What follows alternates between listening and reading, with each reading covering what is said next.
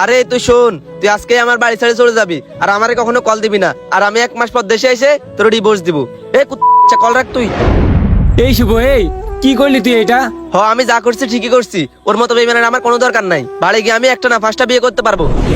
বন্ধু, একটা খুশির খবর আছে, কাজ তো হয়ে গেছে।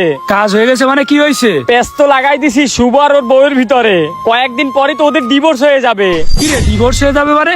ওদের ভিতরে আবার ডিভোর্স হবে কেন? আরে বেটা, ওই দিন আমি শুভরে বললাম না ওর বউ আর একটা ছেলের সাথে পার্কে ঘুরতে গেছে, ওইটা নিয়ে তো অনেক বড় গ্যাঞ্জাম হয়েছে। এখন শুভ বলছে ওর বউরে আর ও রাখবে না। কিন্তু তুই তো শুভরে মিথ্যা কথা বলছিলি, এটা তো একটা মিথ্যা কথা। আরে বেটা, মিথ্যা তো কি হয়েছে, ও তো থাকে বিদেশে, ও এত কিছু কি খোঁজ খবর রাখে নাকি? আমি যেটা বলবো ওইটাই।